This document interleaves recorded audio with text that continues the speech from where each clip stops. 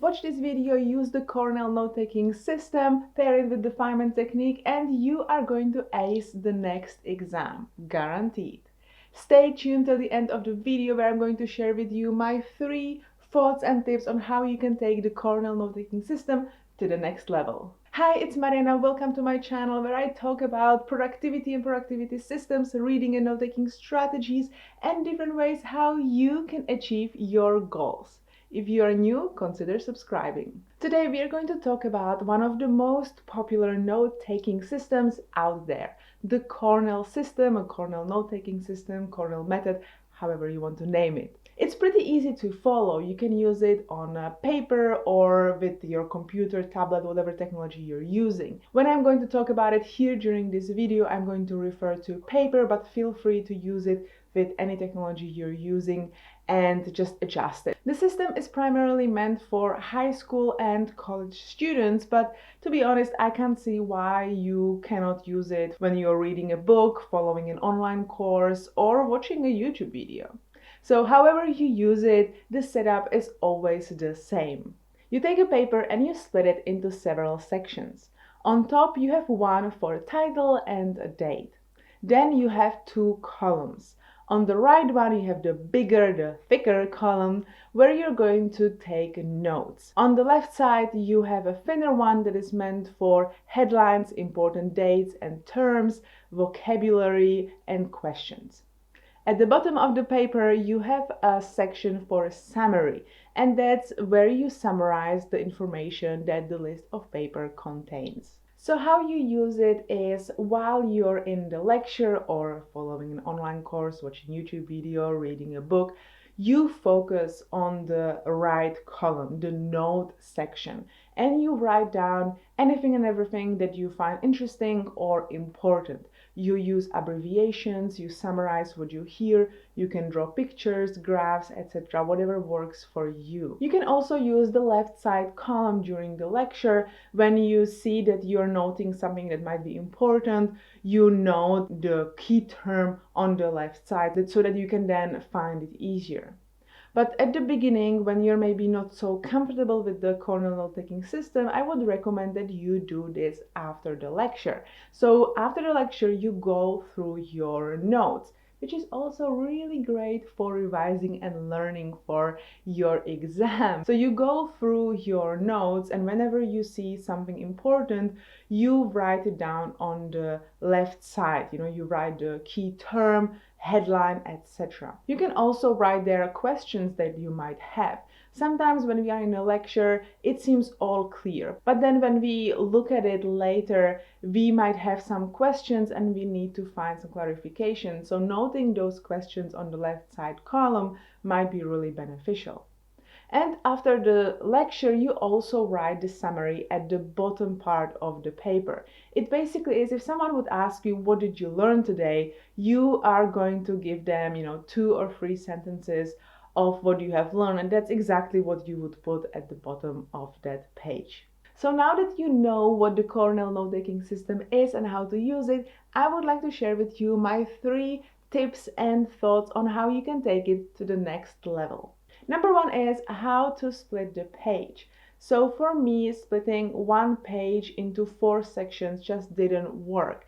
I have really large handwriting. I take quite detailed notes, so cramping everything onto one page, it just did not work for me. So what I do is I take the full double page of a notebook, and the right page I use for my note section, and the left page I use for the headlines, important dates, etc.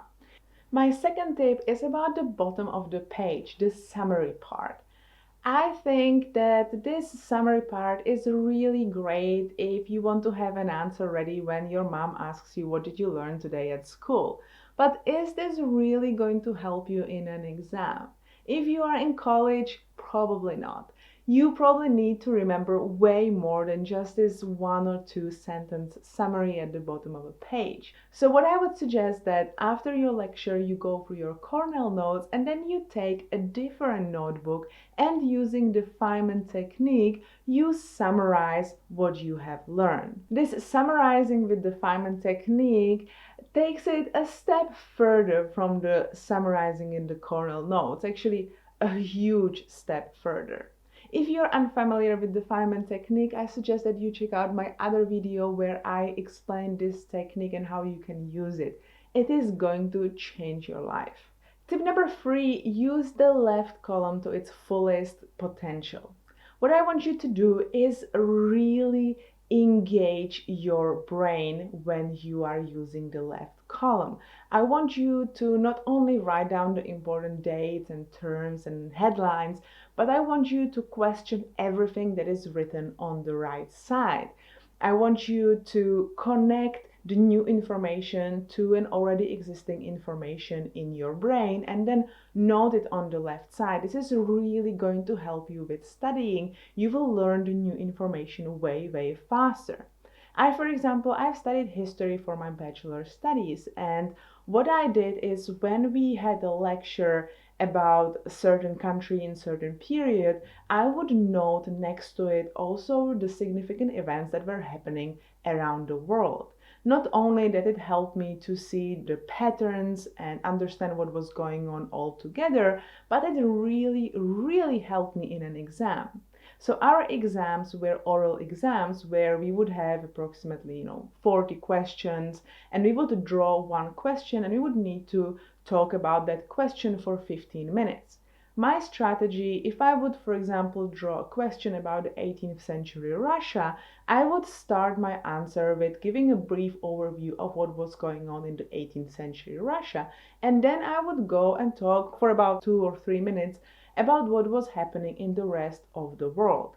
And then I would go back to Russia and talk in more detail about what was going on in the 18th century in Russia. This was seen really favorably by the teachers because they could see that I really understand more than just 18th century Russia. And this really helped me as well because I would use this answer of those 2 to 3 minutes, what was going on in the world, in multiple questions. So I would actually not have the time to go into more detail into the question that I needed to answer. And if I didn't know some small detail about 18th century Russia, the teacher would be quite forgiving because they would see that I understand the patterns and what was going on. I have knowledge beyond the 18th century Russia. Thank you for watching. I hope you learned something new. Let me know down below in the comment section in what way are you taking your notes. Like this video if you enjoyed it and subscribe if you want to watch more videos of mine.